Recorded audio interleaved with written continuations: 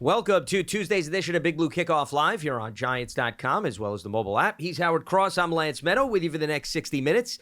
And multiple ways you'd interact with us here on the program. Option A, you give us a ring, 201-939-4513. Option B, you can find us on Twitter, hashtag Giants Chat.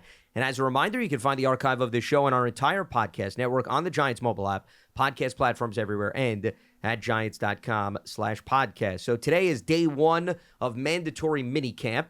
They'll have day two tomorrow before they then break for their lengthy hiatus before the start of training camp. But in addition to getting into some observations of the ins and outs of minicamp, today we're going to do defensive over-unders. If you remember last week, we focused on the offensive stats from a team and an individual perspective. Today, we're going to turn our attention to defense. Howard, how are we doing today? I'm doing good. Lance, and yourself? I'm doing very well. Looking forward to getting closer to some more meaningful football, as you can relate to as a former player. There's a distinct difference between what we're seeing during the course of mandatory minicamp versus when they actually put the pads on and start moving people around in training camp. Well, they don't really put the pads on anymore. Yes, loosely translated. Loosely translated, yeah. But it's going to be great to see everybody here, everybody signed up and ready to go. Full complement of players offensively and defensively. The well isn't so dry as it has been in the past few years, so it looks really good. It's exciting just to see everybody out there. Absolutely. And it's exciting because there's continuity on both sides of the field entering this season. So let's focus on some of these defensive numbers. We're going to have individual sack totals, and then we're going to have some team stats. Dexter Lawrence is first up. Howard, he clearly had a career year last year and was rightfully rewarded with a hefty contract. He had 7.5 sacks last season. We've set the over-under at 7. So where do you stand on Dex's sack total this year? I think he'll have maybe one more sack. I think he'll have 8. And the reason why he'll have 8 is now they've brought in a couple other defensive linemen, some other big guys that can help stop the run, that can spell them, him and everybody else in the interior line when they need somebody. You got to figure out a way to give the two big guys a rest. And last year when they went out of the game, it was a distinct difference in the game immediately when they came out.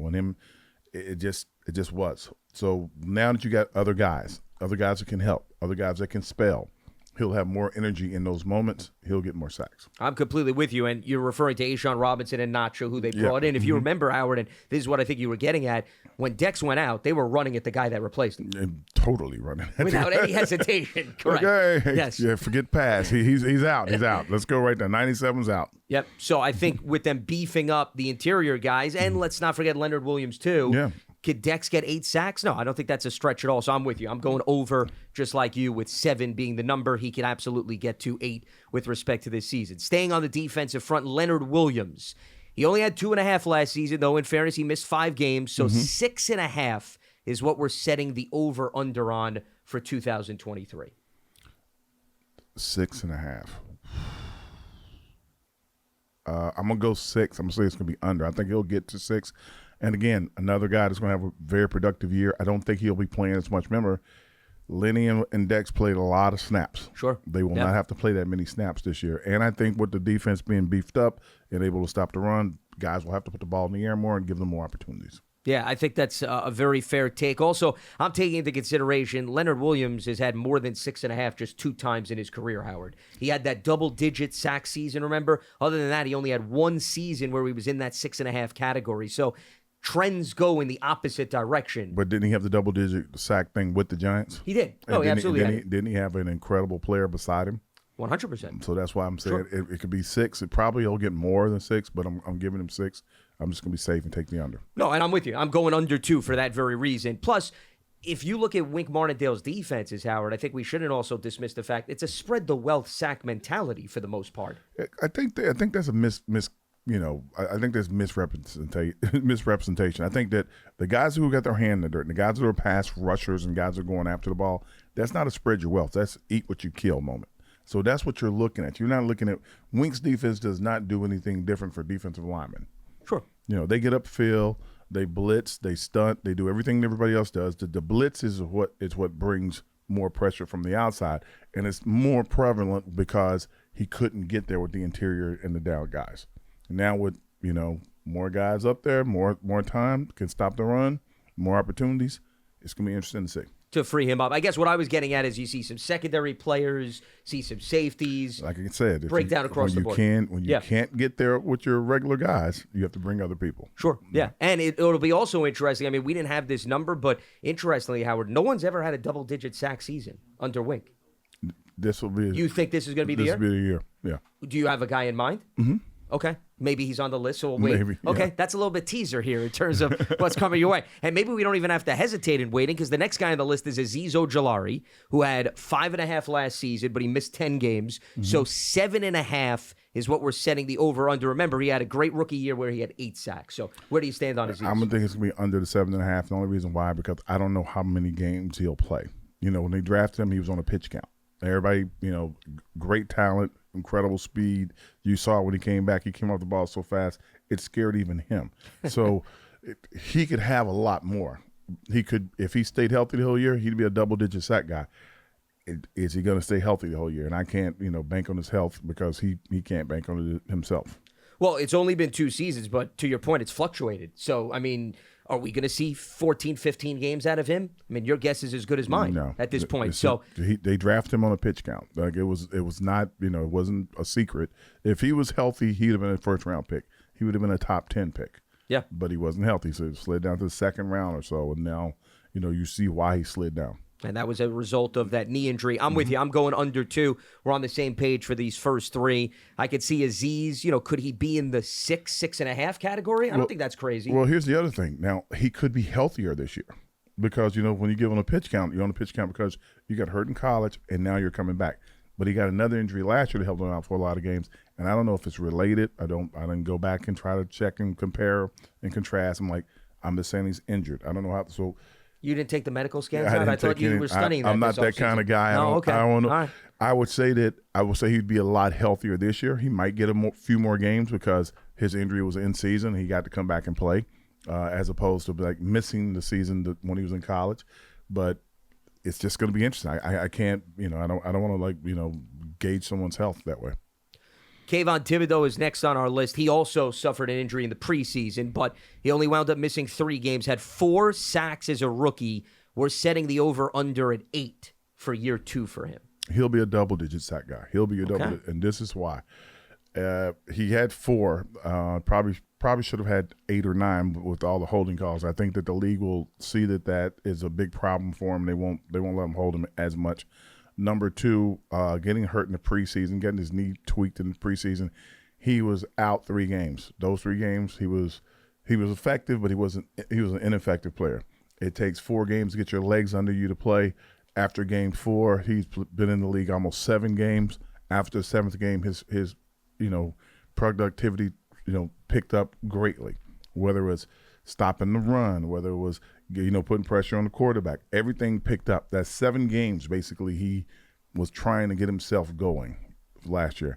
If he starts healthy and can stay healthy, and understand when the guy's coming across the ball, get your shoulder down or get out of his way. If he can stay healthy, his productivity will pick up from where it was mid last year going forward. That's the player he is. That's the player that they drafted, not the player before that's coming off the injury. Well, especially if you go back to that game in Washington, right, against the Commanders when he had the strip sack. I mean, that's a taste of what the Giants expect moving forward. He had a couple games where he made 5 plays in a row, like just sack, pressure, knock the ball down, tackle the guy in the backfield, tackle out in space. That's the guy they're looking at. And the other game I think that you're referring to, also the Baltimore game when he had that huge strip sack too to help seal the victory. I'm going to go under only because I'm a show-me guy before I bank on that happening. I want to see it. And, could he double his sack total and then some, what you're saying? Sure. I don't think that's a stretch. I just think that you have more bodies. I think they're going to be able to stop the run. I think there's going to be more opportunities in the pass game. I think that with Big Dex in the middle and Lenny, I think that's going to help them out. You got to have another guy on the other side. If Ojulari can have a 14-game season, a 12-game season instead of having like a 9-game season, it's going to cost it's going to cost him to be one-on-one. Yep. And you're not going to block him one-on-one like it's so easy to do. They double-teamed him a lot last year. They chipped on him a lot last year because they were either chipping him and there was a guy that was coming out of the middle. It was easy. Hey, you help the center. You help the tackle. That's how they did it the whole year. And the question is, though, going back to what we were talking about earlier, Howard, if Azeez cannot stay on the field, do you see that having an impact on Kayvon's opportunities? I don't know about Kayvon's opportunities, but I see it having an impact on him because they will free guys up. You need 2 or 3 guys across your line of scrimmage, your defensive line of scrimmage, to cause havoc. If Ojulari isn't healthy, Wink will dial up the blitzes even more, and hopefully they'll be blitzing from the far side. When they blitz from his side, he drops back in coverage. That takes away his opportunity to get sacks. All right, so those are some of the individual sack totals that we're projecting on the season. Now let's go to more of the middle of the defense at the linebacker position. They just added Bobby Okereke, who has been a tackling machine for the Indianapolis Colts the last few seasons. He had 151 last season in Indy, so this is the first season now in Big Blue. We're setting the over-under at $135 for Okereke in year 1 with the Giants. I think it's going to have a big opportunity for that, playing against the Cowboys twice and playing against the Eagles twice. I think that's 2 teams that like to run the ball. I think especially in the Eagles, with the Eagles, you got Jalen Hurts who also runs the ball, so he will have an opportunity in that mid-range and middle of the field to get to guys, and they're gonna force him to make tackles. So those games right there will put him in double-digit tackles, almost 4 games. So that's almost 40 of his tackles right there. So I'm gonna give him a little more than 135, but I still think that I don't know what the rest of the league's gonna do. Well, because once again, you have to wonder if they have a better read on the scheme this year, because this year 2, do they change things up in terms of how they attack the Giants? I'm just thinking if they can rotate the big guys in the middle, it slows everything else down. Yep. And once it slows things down, if they get, like, it's easy to say a guy's going to have a lot of tackles when it's 2nd and 5, 2nd and 4, 2nd and 3, almost every time you come out. If it's 2nd and 9, 2nd and 10, then all of a sudden he's not going to get a chance to have tackles. I mean, he can still have tackles, but it'll be like short passes. He'll be making tackles. Sure. So when I think of tackles, I think more run game as the productivity. But I think that he also goes sideline to sideline and plays the middle of the field very well. So he'll have tackles there as well. I'm wondering, and this is why I'm going under, Howard, with the addition of who we were talking about with A'Shaun Robinson and Nacho. If your run defense overall is better, do you prevent the runner from getting to the second layer of the defense? What happens in defense, when your run defense is better, your front guys eat up your offensive linemen. The problem that most linebackers have is that the guard will be able to get up to him on the second level, the tackle. Sometimes even the center gets up to him on the second level. When you have guys when you have Dex and A'Shaun Robinson in the middle making that pressure, guys don't come off the double team because they're worried that these guys are going to get in the backfield. So all of a sudden, your linebackers have all this space, and they can pick the hole to run through. So that's why I'm thinking he'll have more tackles, more opportunity for tackles. And then if you're going to we're going to have a quick pass game. We're just going to dump it over the middle as soon as everybody kind of steps up. He's the kind of guy who can step up and take a step back and be right in the passing lane to knock the ball down or to make the tackle. So that's why I say he could be right at that number or a little bit higher. Well, he proved that in Indianapolis, to your point, in terms of being an every down linebacker. And you look at who one of their top tacklers was last season, Julian Love. He's no longer on the team. Yeah. But once again, that was a defensive back as opposed to now they have an every down linebacker. Well, Julian also played up almost in a linebacker, we would call the hero spot on a defense where you play that weak side backer almost. But that was because they couldn't really, focus and stop the run. And you had to put a defense in to make it look like you were looking for the pass, and Julian acted as and presented himself as that linebacker a lot of times. All right, let's turn to team totals. Interceptions was a relatively low number last season. They had 6. So this is a relatively high over-under that we're setting for this year, 9.5 in terms of what Wink's defense is going to be able to do. Will they be that much more opportunistic this season?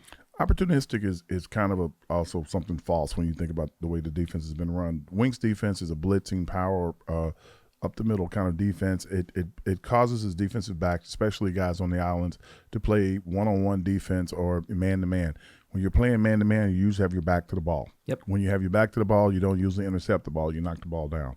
So I think 9 is a big number for them. I think if they get 8, unless they change the defense totally, I think if they get 7 or 8 interceptions, that'll be big for them. I think that they could get more than that because the person that's the big reason for those interceptions is McKinney, and I think McKinney is going to be healthy. So if a healthy McKinney, when you're running with your back to the ball, and you're feeling free because he has a lot of range, he can come over. That could be a big problem. McKinney could have five on his own. Well, we've seen flashes of that in the past. So it's just a matter of A, can he stay healthy? And B, once again, does the opportunity present itself? It's just, we're talking about 6 versus 9.5. So if you're thinking the over, that means McKinney's got to give you the +4. He's going to give you, I know McKinney will give you +4. I don't know what the other guys are going to give you. And that's the wild card. So we're both going under then. I'm going on under, the same page. No, I'm under as well. I thought that number was pretty high. All right, turnover ratio. Last season it was +3. This is setting it at even for this season at 0. So we'll go with assuming if you think they're going to finish in the plus, that'll be over. If you think they're going to finish in the negative, that would be under, just so that we are on the same page. I'm hoping they finish in the plus. If they finish in the plus, that means that the offense was able to, the offensive line was able to hold up. That means Daniel's not getting hit in the back and strip sack. That means that, I'm pretty secure with the backs running with the ball. I'm secure with the receivers when they catch the ball. That's not a big issue. The big issue has been, hey, look, people hitting you from the backside. And if he's getting hit from the backside and being rushed into bad throws, that's when it becomes a problem. I think it's going to be plus. I don't think I think they'll get, like I said, there's 6 or 7 interceptions or turnovers. I don't know how many fumbles they'll get. Fumbles are just luck, basically. Yep. But if they get 6 or 7, they shouldn't be giving up more than 6. I think it'll be plus. Barely, but I think it'll be plus. I'm with you, too. I could see it being maybe +1, falling from last season. Here's the other factor that I think we have to take into consideration. You were talking about the offensive line. If they're going to take more shots down the field this year, Howard, wouldn't you argue the ball could be a little bit more in dangerous territory, which could slightly increase Daniel's interceptions, is what I'm getting at. When they take shots down the field, just so fans know, you try to get 4 to 5 shots down the field. 4 to 5 shots is to loosen the defense up to make sure they stay back. If you have a guy that can go deep, you throw it where he gets it or nobody gets it. And that's always the goal, sure. That's the shot down the field. Yep. When people have problems with the shots down the field, they're trying to throw it like, I'm going to throw the perfect pass. Like, no, throw it to his outside shoulder. Let him get it. I'm going to throw the back shoulder pass. No. Over his head to his outside shoulder where it's dropping on the out of bounds line if he's not catching it. If you're throwing I'm going to put it on the line right to him. All those plays are intercepted or knocked down or batted down. The outside throw is the one that's the most productive play, on the outside shoulder going down the field because it's just you and the sideline. The guy can't grab you, he can't hold you, he can't do anything. If he tries to go through you for the ball, it's pass interference. That's the safest play. All the other plays, you're kind of covered. And I tell people this all the time. 50-50 balls don't exist. It means you're covered. You just got lucky and made a catch. If a guy's going down the field, if Hyatt gets down the field, he's going down deep, and they got to chase him there in chase position, that's a good throw. Defense starts to back up. Now, all of a sudden, there's no pressure up front because you got to stay back because we don't want this kid beating us. Yep. And it's safer for the quarterback because it's 1, 2, 3. He might take a 4th and 5th step, but when he gets to the step, he's not even thinking about it. He's releasing the ball. So if you can't get to him in less than a second and a half, the ball's in the air. And that's the goal this season, obviously, especially with the added speed. And Paris Campbell's another guy that could be a deep target as well. All right, team sacks, 42 last season, 45 is the over-under for this year. If Thibodeau hits the double digits, what I think he will, and we got Dexter at 8, that's 18 just right there. Okay. I said Leonard to be close to 6. That's 24. That's 24. Whoever is the other end, they got to get 3. They got to get 3 or 4 between them. We'll give them 6 between them. That's 30. I don't know where the other 4 or 12 sacks come from. I mean, safeties, blitzes, some other linebacker or something. Yeah, well, you need 15. You need to get to 45. 42 was last season, so it's even more. I'm miscounting to 42. I say under. Yeah, I'm with you too. I think under is far more reasonable. I think the big thing is going to be if they can stop the run. If they stop the run and it causes teams to have to throw the ball, they could be a 50-sack team. If the teams don't have to throw the ball, so we had as a team had 42 sacks, and teams weren't really throwing against us. Yep, they were running the ball. Sure. So that's how productive the pass rush really was. We were saying the whole time, oh, we got to get more pressure. We got to get more pressure. Then we go back and look at the thing. Man, they had 180 yards rushing. Like you're whispering to yourself, like, well, what is it? Is it the more pressure on the quarterback, or do you need to stop the run? It was obvious you need to stop the run. Yep. So you stop the run, you put the ball in danger because the guy has to throw the ball more often. If he throws the ball more often, you have a chance at it. I believe they're going to stop the run. but I don't know what the number of sacks is going to be. I know they're going to stop the run, though. And also keep in mind, when you play a lot of close games, the opponent still has a reason to run the football because it's not like they're playing catch up and That's they're true. down 3 scores where they have to throw it. And we kind of under the offense, I think was 20 points, 24, something like that. If they score above 24 points a game, the other team's going to be in stress all the time. If they score under 24 points a game, it's going to be a tight game. Yeah. It just is. Yeah, which means the opposing team can be more balanced, is what you're saying. They don't need to be extremely lopsided. All right, let's move on to yards per game. 358 last season. 345 is what we're setting for the over-under this year in terms of them giving up 345 yards per game. The league average, I think, is like 330 something, I think, right? So we're saying that the defense is going to be a little worse than – I think it'll be under. I think they'll hold them under that. Okay, so you think more the 330s in the high area, I think low the 340s? Yeah, 330s. I don't think they'll get teams on average to be 350 against it. I think you think of the teams that are going to be super explosive, Dallas and the Eagles. You play them twice. So if you take those 4 games out, who's the next 2 really explosive teams you play? Well, the schedule is tougher this year. I know, but who are the explosive teams? Explosive teams? Well, if you play the AFC East, would you consider Miami? So that's 5 games. All right, we'll see what happens with the Jets. It's possible. 5 games. I'm not counting the Jets. You're not counting the Jets. It's nothing against the Jets or anything. It's nothing against Aaron Rodgers. They don't have the offensive line and the health of the offensive line. No, that is still a question mark. I'm completely with you. That can help him, and I'm hoping he makes it to a season because they did everything for him. But I think he doesn't make it through the first 4 games if their line isn't healthy. Okay, what about San Francisco? Not an explosive offense. We don't know who the quarterback's going to be at the time. What about running the football, though? You still don't consider them like explosive I said, with their run game? We're going to be able to stop the run this year. Okay. I'm looking at the team that's going to stop the run this year. How about Buffalo? I'm not a big Buffalo. I'm not the big Josh. I'm not on Josh Allen's bandwagon. I think he turns the ball over a lot. I think he does. Well, last year in the red zone specifically. I think now last year he was affected by his arm being injured and no one talked about it. Now this year he'll start out with a better feel. He'll be healthier if we play him early in the season, and we play them what time? Week 6 they play. So week 6 they should be. Both teams should be getting to their feelings, as we would say, and see where they are. So I don't know if he's going to be. I think he'll be a good team, explosive. No, I don't think that. Stephon Diggs, Dalton Kincaid, who they added at tight end, Dawson Knox, some running backs. Okay. I mean, I'd put Buffalo. I think they deserve the benefit of the doubt. I'd make it 6 in terms of our count. I'll give you the Jets, who have some question marks. Okay, I'm buying that. Buffalo, though, I think has enough of a track record to say that they could give most teams trouble. So I want to see if I can at least get you to maybe buy into one more team as I look over the schedule here. Try to look for one. I'm looking. Vegas, I'm assuming you're not going to go because Derek Carr is not there and Jimmy Garoppolo, and we don't know if he's going to stay healthy. So I'm not even going to throw them out. Wait a minute. Green Bay lost Aaron Rodgers. He's not healthy now. Correct. I know.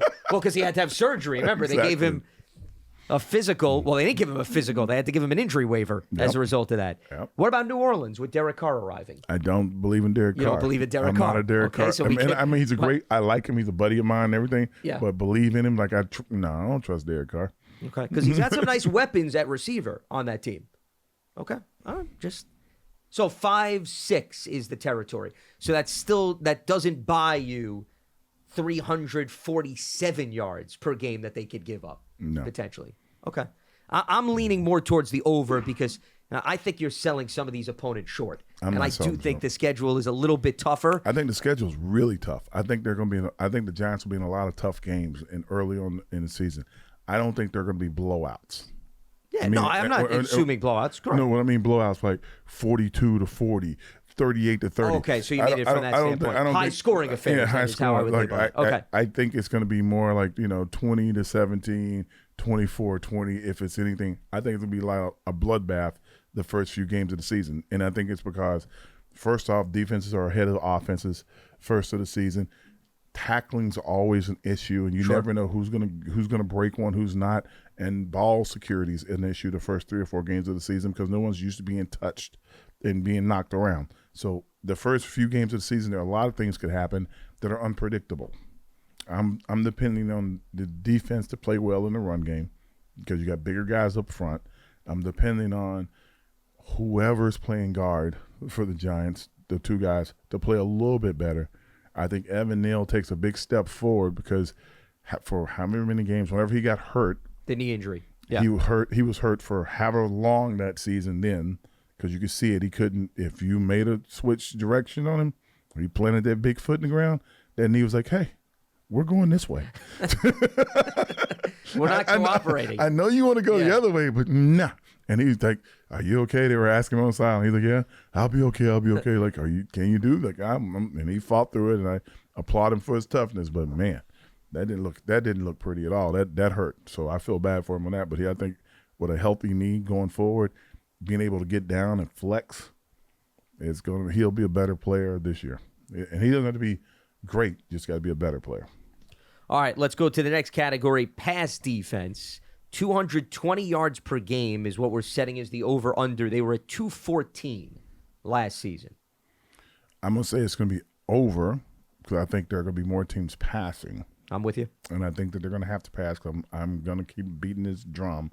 They're going to stop the run. Yeah. No, I'm thinking the same exact thing. Yeah. If the run defense improves, you figure teams going to have to take more chances through the air. And, I mean, even though you're not labeling them explosive, I'm going to come back to the fact that I do think there's an improved bunch of quarterbacks, perhaps, that they're going up against over the course of the season. And that could also see an increase in terms of the passing yards per game. I think teams having to throw the ball will be the increase. I don't think that the caliber of quarterback will have anything to do with it, even though there are some great quarterbacks in the AFC, especially even in the East. There are great quarterbacks. I just don't think, personally, and I'm not trying to jinx or do anything, kiss or death anybody. I just don't think that makes a big difference when you're blitzed every time. And if Winks changes his defense and all of a sudden they're playing just zone, that would freak somebody out for a quarter or two. But I think the way his defense is played right now, and now he has the ability to free more guys up, it's going to be very interesting. All right, so now let's go to run defense. 144 was what they gave up last season, which clearly was not very good. 120 for this year is what we're setting the over-under. 120. So 120. That's the Eagles twice. Cowboys twice. Cowboys. We still got Tony Pollard. Coming off a knee injury. True, yes. So Washington likes to run the ball. Okay. San Francisco. We're giving the Niners some credit now. Okay. They'll run the ball. Okay. They're not going to be throwing the ball. No, I'm with you. What's that kid they're going to have a quarterback? Sam what? Sam Darnold? Well, Yeah. I don't know if they're going to get to Sam Darnold. I would think Purdy or Trey Lance will be available. So Sam Darnold's probably going to be the one starting because both of those guys are going to be coming off injury. So no one's staying healthy at all this season. No. You got to remember. Purdy had Tommy John surgery. Sure, the elbow injury. Yeah. That may not be until fifth game. But Trey got hurt early in the year, though. That's true. So I think they trust in Trey, but I don't think they trust enough in him because they're moving on to Purdy. So Trey's got to be filled in a certain kind of way. He's under pressure. If he makes a mistake, that's a lot of pressure. I'm just saying. So, let me. I want to put you on the spot here. Okay. Go ahead. Who's going to start Week 3 against the Giants in your mind? You think Sam Darnold will be the starting quarterback for the Niners when they play the Giants? I think it depends if, I haven't heard if Trey has been free to do everything, and if he has been, they're going to start him because they drafted him and they did gave up a lot of assets. Gave up a lot of assets for him, and they want to show that, hey, look, we have this kid. If Trey plays well, Purdy's just, God bless him, going to the wayside. If Trey doesn't play well, the entire fan base will be going, hey, where is Brock? How soon can he get? So that's going to be weighing on Trey's mind. Whether he likes to say it or not, whether he wants to believe it or not, when there's somebody that's behind you that everyone believes should be playing, it just weighs on your head. I mean, look at the kid, Zach. Zach's like, oh, there's nobody here. It's just me, All of a sudden, the backup comes in and plays well, and everybody's cheering for the backup. And Zach's like, well, I don't know. They're undressed over there and not even practicing anymore. Yeah. And so now he's like, has no pressure on him. He looks good. It's like, oh, he's a great student. I'm like, yeah, sure. So I think that's what it is. So I think it's going to be Sam. I do. Okay. All right. I just don't know. I mean, I'm hoping Trey is healthy because for his own career, if Trey's healthy, he'll be the guy. But I think it's going to be Sam. I don't know because his toe, right? They had the surgery on his toe, or was it his ankle? You talking about Trey? Trey was an ankle. So surgery on his ankle. Yeah, I'm just looking at it once again. It was a relatively early season injury. If he got hurt when Purdy got hurt, I would be like, it's a broken ankle, right? Yeah. Yeah. Okay. No, it was a gruesome injury. There's no doubt about it. Yeah. So that's about a year. So when we play them, it won't be quite a year, will it? I'd have to look. I don't remember what week. It's going to be a little bit less than a year. Okay. In terms of, I think, when it happened. Yeah. I don't trust me. I've had knee injuries. I don't trust until it takes about a year for you to feel totally safe and like nothing. Somebody falls by his feet, he's going down. Like it just, you're just trying to protect yourself. That's all. You emotionally, you're trying to protect yourself. It's hard to do. All right. Well, with that being said, though, we say the Niners are a good run offense. They're going to be specifically a run offense. Yes. Okay. So you were going through the different offenses. So you said Philly, I said Eagles, San Francisco. How about Seattle? Seattle's got a pretty good run. They got a decent run game. Okay, and they get them right after the Niners. Yeah, so that could be. So you close. put Seattle there. Okay. Miami. No, not a run game. Okay. Buffalo, we know, other than Josh Allen, they don't really pound the football. You want to put Washington in there? I know you had mentioned them in passing. I think that they, with Robinson down there, Roll Tide, I think that they have a better run game. I don't know if they're going to get that many yards, but they'll push the envelope. Okay, so now we're in the Ford territory. The Jets. They should have a good run game. We'll see. Maybe they bring in Dalvin Cook. I think that does change things. Breece Hall's coming off an injury, though. Yeah, I think they do have a good run game. I think if they leave it in the hands of Knucklehead to make the calls, if you give them an option, run, pass option, I think I'm not worried about them running the ball. Okay. I didn't realize that they had a new quarterback. That's interesting. Right. I didn't hear that name before. Rodgers, so, no, not Knucklehead. I didn't hear that. Listen, I didn't realize that was on the back of his jersey. Because the Knucklehead will be trying to make, like, if it's me and you kick me out of my town, it's my town, yes, I'm going to make some calls for myself. I want to prove that I still got it. That'll hurt the run game. Okay. No, listen, he doesn't have Aaron Jones anymore. No. So, that was a nice security blanket when he was in Green Bay. Absolutely. It definitely changed there. Las Vegas with Josh Jacobs. Josh Jacobs is a runner, dude. I don't think they're going to give up 120 yards, though, but it is in Vegas. So what's the over? Well, 120 is the number we're focusing on. But I was just trying to get an idea of where you stand on the opponents, because that, I think, is an indication of whether or not you think. Because remember, we're talking about 144 to 120. So that's a difference of about 24 yards. The problem with Las Vegas is I don't believe in the quarterback that's going to be there, so they're going to, by default, have to run the ball. Well, I mean, they were doing that with even Carr. Yeah, so they're really going to have to run the ball. I mean, even with I think it's new coach, everything, they still got to run the ball. I mean, I don't know if they won't get more than 125, 130, but they're going to run the ball. They're going to try to lengthen the game if they can. Looking at some of the other teams, New Orleans, no, wouldn't necessarily consider them. And the Rams, they have a running back by committee, and Stafford will be back healthy. So, we're probably looking at 6-7 teams that fall under that label. About a half of them. So we're saying 7 teams. Yeah. If the 7 teams hit 140 each and the rest of them don't, then we won. So I'm going to say under. Okay. I'm going to go slightly over. I mean, listen, they could give up 122 rushing yards per game, and that's not terrible. That's not terrible. Based on last season. Yeah, but for the most part, like they'll have some games they won't give up 100 yards. Right? Absolutely. If they have 2 or 3 of those, that nullifies about half of them. Helps bring the number down. Talking about, yeah. Yep, 100%. And last but not least, points per game. 21.8 last season. We're setting the over-under at 21.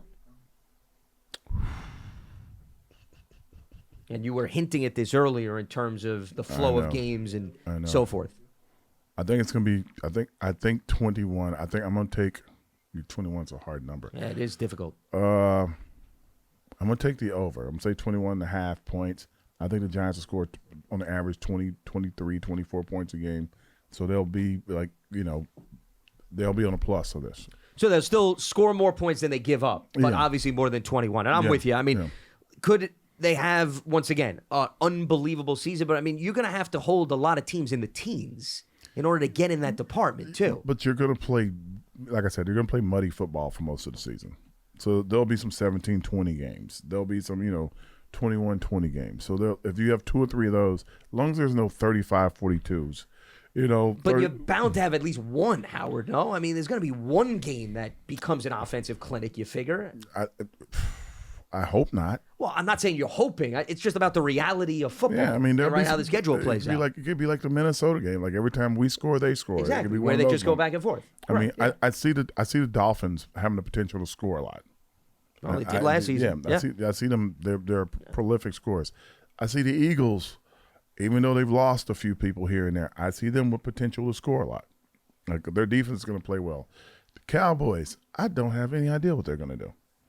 I would like to say they're going to score a lot, but I also know that Dak will give it up. So what is McCarthy going to do? How nervous is he that there's going to be a coach breathing down his neck? He's taking over the play calling. Yep. And so they brought in Schottenheimer, but he'll be the play caller. Yeah, so they basically brought that's Jerry doing what Jerry does. I brought in my next head coach. But you call the plays. Well, supposedly they want to get back to running the ball a little bit more. But like you said, Tony Pollard's coming off the knee injury. There's not a lot of depth behind him in terms of known commodities. Yeah, so that would be the place where I would send, if I was Dalvin Cook, that'd be the place I'd try to go. It's interesting because Dallas has not been thrown out as perhaps. I would call Dallas, hey, can I come in because I believe I can make you the team you need to be to whatever. I can do it and I need Pollard healthy. So I can do whatever I need to do as much as possible. Sure. No, it makes sense because if Cook's looking for a team that could be competitive, where he could get opportunities, carries, right? It fits both criteria, and I would think that that's what he's looking for at this stage. And he could do a 1-year deal and right. really get some good yards and catch the ball out of the backfield and do all the other stuff. Yep. And then he can get a contract somewhere else the following year. Well, the other thing, while we're on the topic, is there's some whispers that they may actually just wind up bringing Zeke back after parting ways with him because, I mean, look at the market is non-existent. Well, if I'm Zeke, that'd be hard for me to do. For you to cut me, unless you told me ahead of time this is what we're planning on doing, but you can go test the market, and then once the market is bad, then I have to come back and take even less. Well, that'd be hard look, to do. He's been on the market, Howard, all this time and hasn't gotten anything. So beggars can't be choosers at the end of the day. All running backs aren't equal. And I'll say this over and over again, and they're not equal because all offenses aren't equal. Some teams, the running back is the focal point. Some teams, the running back is just on the field. And I think that because of that, guys like Mel Kiper and whoever have made these guys, they're interchangeable. We can just pick one up anytime, any place, anywhere. My fear is the injury component. If they could stay healthy, I think like guys like Saquon, Cook, even Zeke, would be invaluable forever. They would be the Earl Campbells, the Eric Dickersons of the league, the guys that you kind of follow. But the league's a passing league now, and these guys have to stay healthy, and so they can be productive. And if they can't, forget about not catching the ball in the backfield. Forget about how many yards you rush for. If you're not healthy, they will bring another guy in. Oh, 100%, yeah, because you're not getting bang for your buck in terms of the investment. Yeah. 100%. So, and backs, unfortunately, the history is, if you get 4 good years out of a back, 5, you've gotten a lot. So, well, that's why you see most teams, they draft a running back, they wait for the rookie contract to expire, and then they move on, right? I mean, that seems to be the trend. Because and those guys seem to disappear out of the league pretty soon after that. Yep, absolutely. So, it's crazy right now. All right, so that's all of our defensive over or unders in terms of what we're thinking about for the upcoming season. Few reminders before we open up the phone lines at 201-939-4513. Giants Huddle Podcast, you can check that out. Search for the Giants Huddle and subscribe on your favorite podcast platform, or you go to giants.com/podcast. 2023 NFL schedule, it's officially out. Single game tickets are on sale now. Don't miss the Giants at MetLife Stadium this season. Visit giants.com/tickets to secure your seat. And you could also upgrade your fandom to the next level with a season ticket membership. You can stay connected to the club all year round, not just on game days. Memberships are now available for the 2023 season. To learn more about all the exclusive member benefits, visit giants.com/tickets. Limited inventory is available. And the Giants official connected TV streaming app is Giants TV. It brings you original video content and game highlights on demand and direct to Big Blue fans. Giants TV, it's free. It's on Apple TV, Roku, and Amazon Fire TV, as well as the Giants mobile app. All right, we're going to open up the phone lines as we move forward here on Tuesday's edition of Big Blue Kickoff Live. Jason is in New Haven. He gets us going here on BBKL. What's happening, Jason? What's going on, Jay? Hi, how you guys doing? Doing all right. Good. What's on your mind? Good. Thanks for taking my call. I'll try to make a few points, and I'll try to make it quick so you get other callers. So I want to agree with you, Lance. I was listening to the show last week, and you made a great point about third pass rusher. I've been banging the table. I personally think we need another pass rusher. I like Aziz. I like KT, of course. Aziz had, his ups and downs last year, but I'm still a big believer in him. But, I mean, when you look at our history, having a strong D-line, a strong pass rush has been our DNA, even going back to the 80s. So if we could somehow get a way to get a Yannick, or I'm just giving out some names, Ngakoue or Justin Houston, or whoever else is on the market that's decent, I think we should explore that. Another point I wanted to make about the schedule. Now, I'm not saying that we're a top 3 team. I'm not saying we're going to win the Super Bowl this year. It's possible anything could happen in the NFL, as you two know. Mm-hmm. But I don't think personally. I've heard some friends of mine who are Giants fans. Oh, we got to play this team. Oh, we got to play that team. Oh, what are we going to do? And I'm like, well, they got to play us. Like, we don't have a bunch of scrubs on our roster, too. I think we have a top 3 left tackle. I think we have a top 3 defensive tackle in Leonard, not Leonard, but in Dexter. Mm-hmm. I think if Saquon comes back, if that works out, we have a top 5 running back. We have a good coaching staff. So, I mean, yeah, we have to give those teams respect, but you know what? They also have to play us as well. So I don't get too caught up in the schedule. Of course, I'm not getting on the field, but I don't think our players, and I don't know them personally, I'm not in the locker room, but I don't think they're saying, oh, my God, we got to play Miami, and whenever we play Miami, 90-degree weather, we got to play Dallas in Dallas. Like, they got to play us as well. We have some talent on our squad, too. So, and in the last 2 points, Julian Love, I liked him as a player. I don't think he's big as his loss as people is making it to be. Yes, he was a good player. You could move him around the secondary, corner, slot, safety. So he did all of it. But I'm a big believer in Belton. I'm hoping he takes the bull by the horn and play and starts. I like Pinnock. Apparently, they said McLeod has been they've been experimenting with McLeod at safety. We got Owens that we drafted. So I think we have some pretty young talent at the safety position. And last point, and I'll take it off the air. I'm not one person. I'm not a fan. I think a lot of fans get caught up in what players are getting paid and who's getting what and, who's complaining and why why don't they take a pay cut? I don't get into all of that. People should try to make as much money as they need to. I don't get into that. Oh, well, he got paid, so he doesn't need to get his. You mean you don't count other people's money? That's what you don't do? Absolutely. He was a live golf fan. Yes. Yes, I don't take that money. I don't count people's money. Everybody should get the most in whatever the profession they're in. But what I will say this, though, and I'll take it off the air after this. What I will say is this. The whole situation, to me, it makes me appreciate Shane as a GM. Now, am I saying that he's going to be here for the next 20 years? He's going to win a Super Bowl? I can't predict the future, but I will say this. I'm all for players getting paid, but reasonably for team purposes and based on possible future production. Based on how the negotiations have gone so far, it's clear to me where Dave's and Shane stand on Barkley's potential production in the future and whether or not it's replaceable by one or more running backs, via running back by committee. I personally, and I'm not trying to sound like a Debbie Downer, if it happens, if we get a deal done with Barkley, I'm all for it. I love Barkley. I think we all do. Me personally, I don't think a deal is going to get done. I think they're going to let Saquon play out the franchise tag. And personally, I think Saquon will be on a new team next year. And I think this was inevitable. This situation is going to be inevitable when you took him number 2 overall in the draft. And I love Barkley. This is not a knock against Barkley. This is not a knock against the previous administration. But taking running backs that high can be risky. So I love the way Shane has approached it.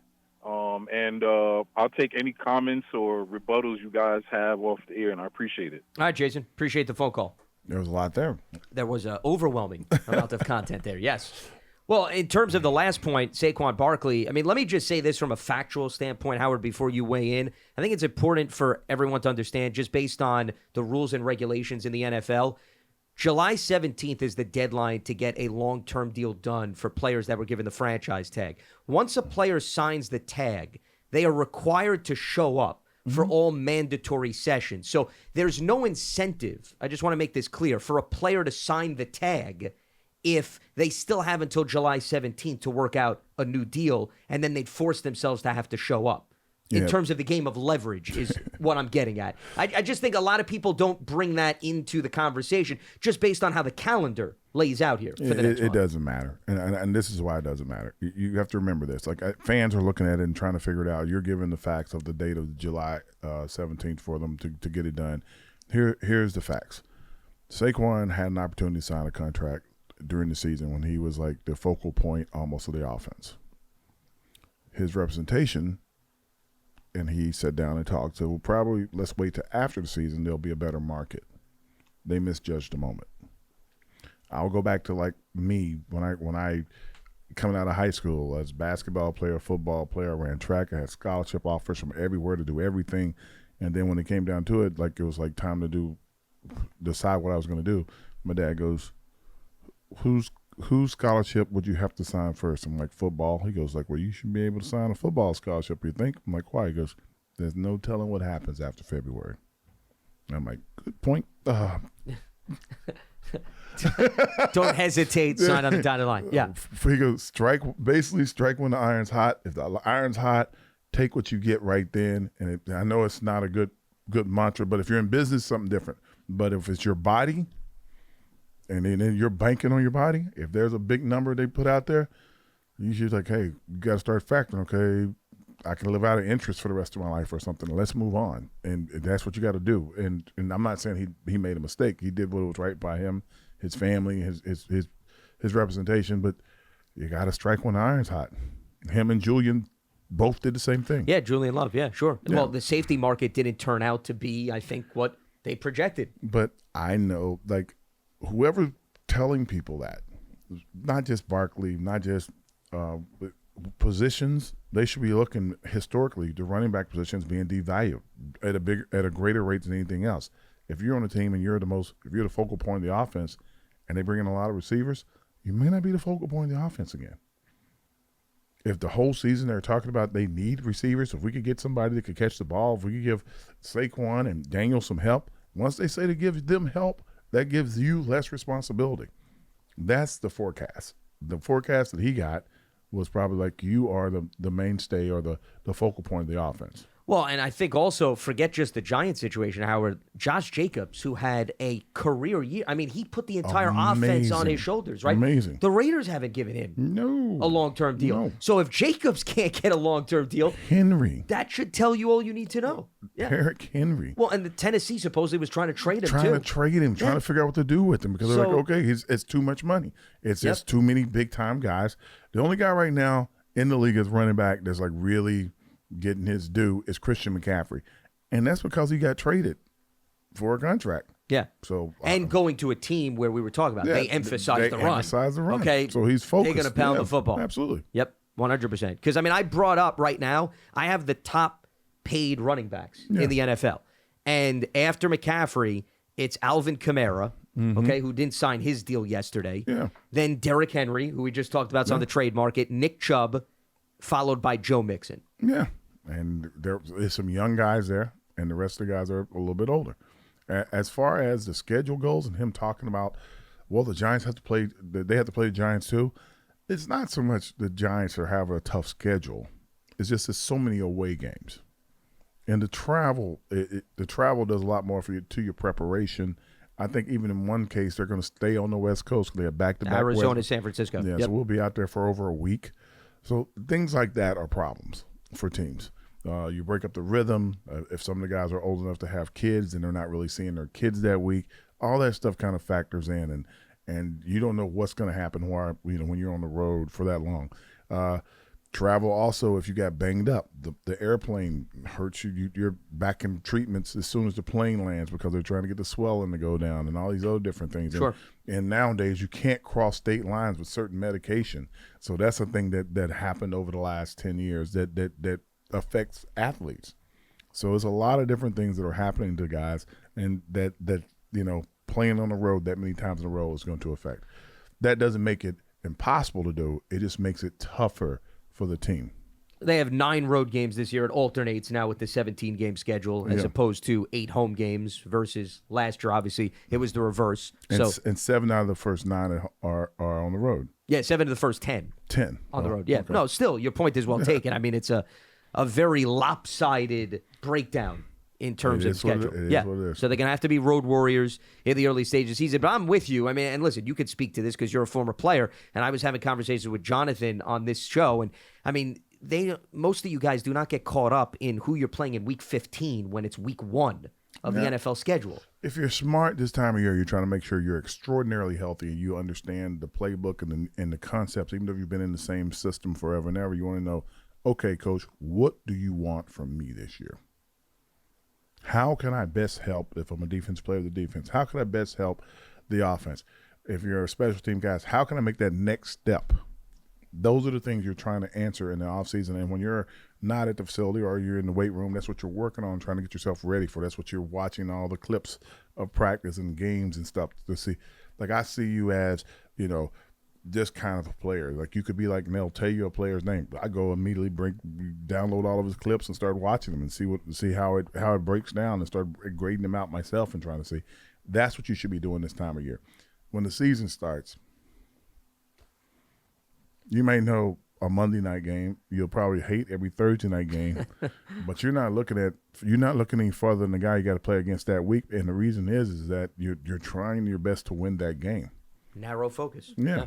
Only the coaches and the guys who put together scouting reports look really far down the road, and they have to because it's a lot of work to prepare the game plans. Sure. Or also at this time of the year in the offseason, from a traveling perspective, for example, they'll make the decision now, we're going to stay over when we go to Arizona so that we can make a short trip to San Francisco. Those decisions you make well in advance. They make those decisions in advance. That's the coach's decision. Correct. And they're not even, the team knows about it, the players know about it, but they're not going to discuss it until later on when they figure out, like, okay, am I traveling this week? So, exactly. You don't even know. Yep. Let's head back to the phone lines. Joe is in North Carolina joining us here on BBKL. What's happening, Joe? What's up, Joe?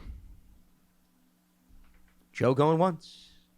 Joe going twice. Hello? Yay, Joe. All right. We were almost in check swing territory there.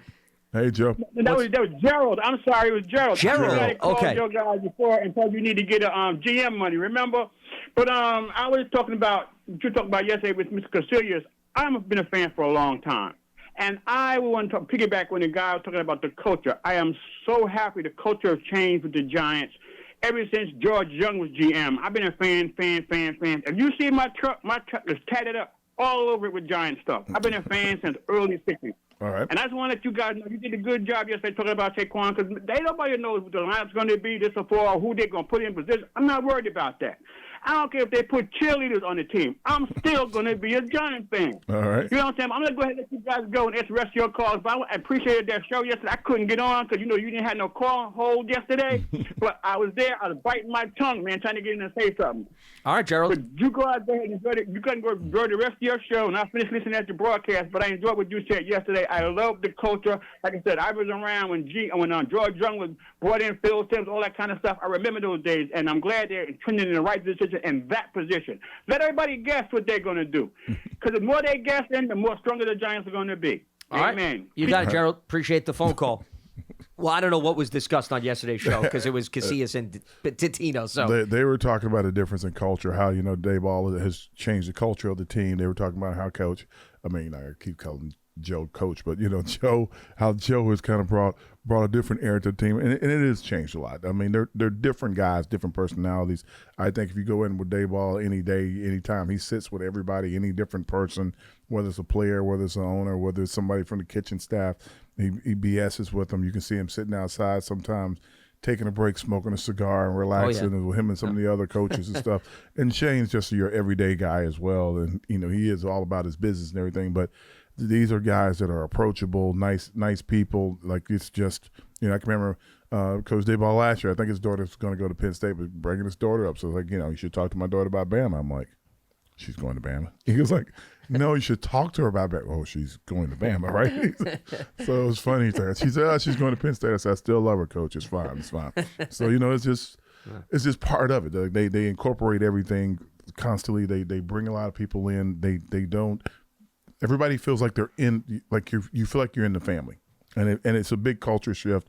Guys feel better here, and it's nothing against any of the former coaches. It's just the personalities of these guys are, very inclusive, very let's get it done, and they're they get on to you when it's time to get on to you. They praise you when it's time to praise you, and they everybody wants to come to work, and that's what you like about it.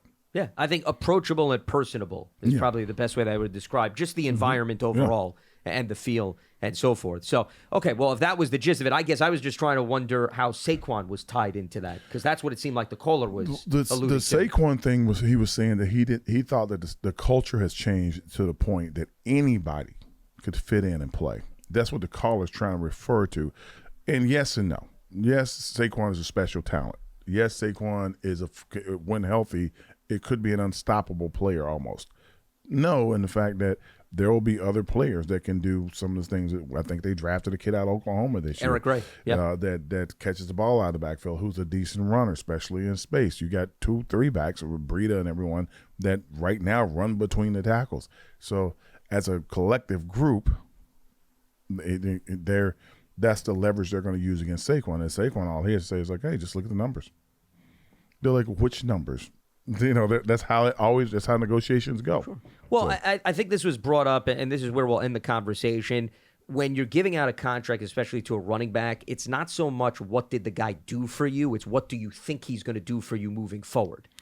I think when you get out a contract for a running back, it is based on, I know you get his numbers, and that's why you're paying him in the first place, but it's really based on this. What was his last injury?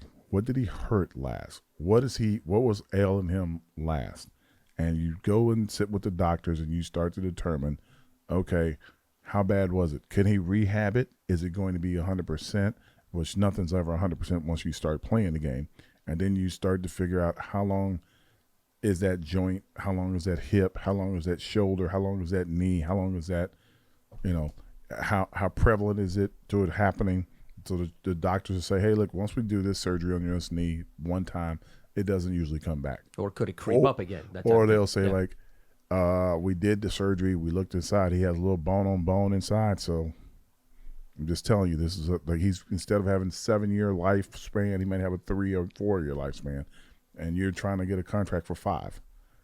So that's, and that indicates the projection in terms of how confident, you are that he's going to be able to produce. The arc isn't this. And sometimes it's like, okay, he's on this side of the hill. So, and he's a young guy. So, and I'm not saying that about Saquon. No, that's just generic conversation. I'm saying that's what I believe 80 to 90% of the teams are doing with running backs. They don't really do that with receivers. They don't do that with quarterbacks. They don't even do it with linemen.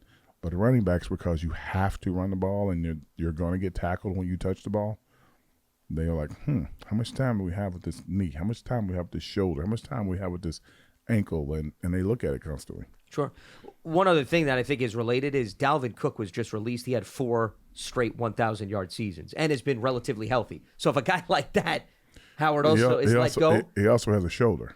He does, but I mean, he proved he could play through it. Yeah, especially this past season. Yeah, but playing through it, how long is that going to last? Well, of course. But I guess my point is do the arc again. No, 100%. I was bringing up Dalvin. It's not so much he was still under contract. Yeah. You understand? You didn't have to make a decision about giving him a new deal, meaning he was still under contract, and you still decided to move on from him.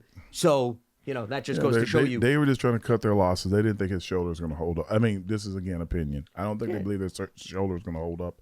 And he was rushed for 1,000 yards anyway, but he rushed for 1,000 yards with a bad shoulder. So. And they had just given Alexander Madison, his backup, a new deal. Not a huge deal, but an investment to say. Enough to say we can find somebody next year. Yep. Yeah. Exactly. And that's the type of dialogue that goes on. Absolutely. All right, Howard. Good stuff as always. All right, Lance. Not a problem. That is going to wrap up Tuesday's edition of Big Blue Kickoff Live. A reminder that today's episode is part of the Giants platforms everywhere and Giants.com/podcast. We'll be up and running again tomorrow, Wednesday at 12:30 p.m. Eastern. Stay locked to Giants.com for all the latest. For Howard Cross, I'm Lance Medow. We'll speak to you tomorrow right here on Big Blue Kickoff Live. Have a good one.